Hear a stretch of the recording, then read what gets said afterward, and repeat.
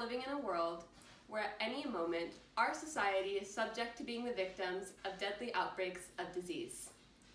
We are now living in a world where our future is unpredictable and completely out of our hands. The only thing I can currently predict is that our Earth is in need of serious, drastic help from those very people who put our Earth in harm's way.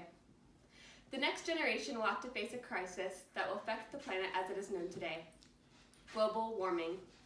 Global climate change has been an ongoing and growing issue as society has become burdened by the actions of our past generations. Actions such as burning fossil fuels, such as coal, that have caused an increase in carbon emissions. That, cultivated with the increased practice of deforestation, has led our Earth to have an increased amount of Earth's temperatures in the atmosphere. The failure to act and strive towards preventative measures has led our Earth where it is today, at risk for severe health concerns. This is why today I will be discussing how the rise in climate change affects a decline in mental health as well as a rise in respiratory and foodborne illness. Now let's talk a little bit about how climate change can affect a decline in mental health. I'll be discussing in particular the indirect and direct psychological effects that climate change has on humans. It has been noted that mental consequences of climate change have been increasing over the years. This has been in correspondence with both the increased surge of severe weather events as well as the increased amount of surges in disease spikes.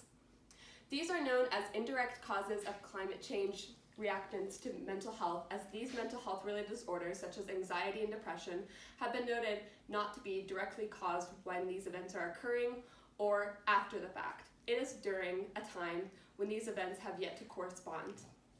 This study was done by Dr. Gifford at National Institute of Health, or NIH, that said that climate change can affect mental health even before its actual appearance. This trend in the environment is called eco-anxiety, meaning that people who have any sort of related anxiety or depression to these events have an indirect relation to a decline in mental health, as these are events such as worrying about rising sea levels or worrying about a surge of disease that allow for people to have declining mental health. Now let's talk about the direct causes of mental health on climate change. These are things that affect people in their daily lives that have either happened or are currently happening. This can be seen in either a loss of a loved one, damaged property, or even from yourself maintaining either an illness or damage from these climatic events. Now let's talk a little bit more about the physical implications of climate change on human health. One that has been noted to be more common recently is a rise in respiratory illness. The rise in temperature has caused many different respiratory illnesses to be affected in many different ways. One of the most common ways that respiratory illness is affected is by the increasing amount of greenhouse gases in our Earth's air. These are detrimental to our body's lungs. And when these gases are abundant in the atmosphere, it makes it detrimental to our respiratory systems.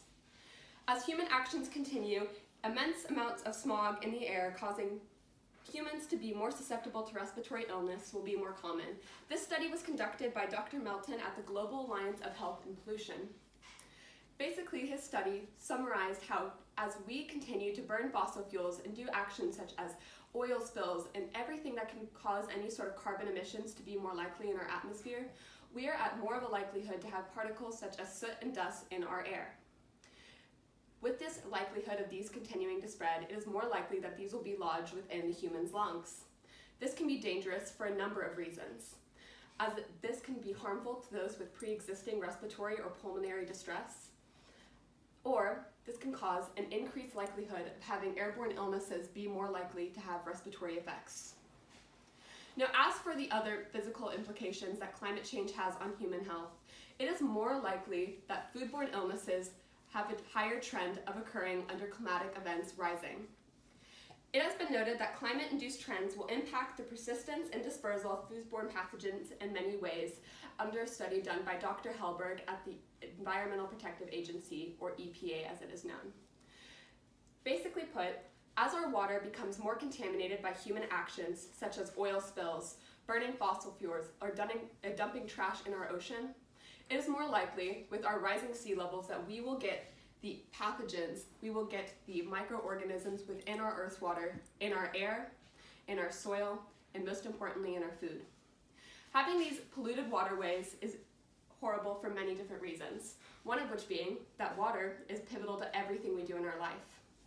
So having polluted waterways makes it extremely harmful for our soil to be affected and our crops to be affected, causing humans to ingest foodborne pathogens more and more likely every single day. Climate change has many different effects on human health and the planet as it is known today. The rise in global temperature causes an increased amount of respiratory and foodborne illnesses, as well as a decline in psychological effects in humans. These drastic changes cause detrimental effects to our next generations if further preventative actions are not taken. Without recognition of these human implications, our health in the future will be unpredictable. Our lives in the future will be unpredictable. Thank you.